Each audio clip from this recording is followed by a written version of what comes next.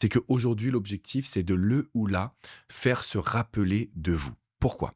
Parce que clairement, le cerveau, il adore les connexions émotionnelles. C'est ce que moi j'appelle le pouvoir de la musique. C'est-à-dire que concrètement, aujourd'hui, il y a cette notion que la musique réactive les émotions, les pouvoirs, les systèmes aussi, les réseaux neuronaux.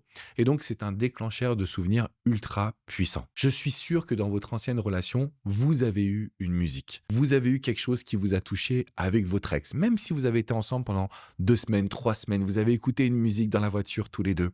Vous vous êtes partagé une musique que peut-être vous ne connaissiez pas, mais que votre ex vous a initié.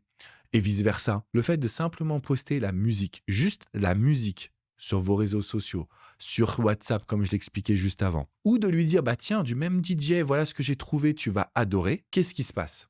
On est en train de créer une référence inconsciente. On sait aujourd'hui que quand on est capable de faire référence à une complicité ou un délire commun, comme diraient les plus jeunes, on a cette phase où on active justement les mêmes zones cérébrales.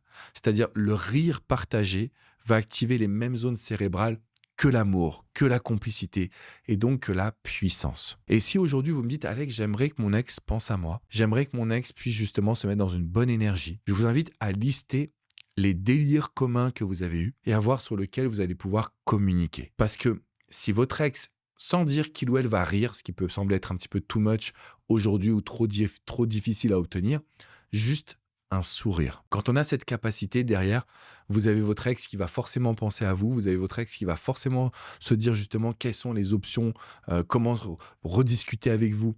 Et puis en fait, vous allez apporter la preuve de votre changement sans même dire: «Tu vu? J'ai changé». Donc c'est dans la subtilité qu'on obtient des résultats, c'est dans la subtilité qu'on fait en sorte que notre ex arrive à s'ouvrir.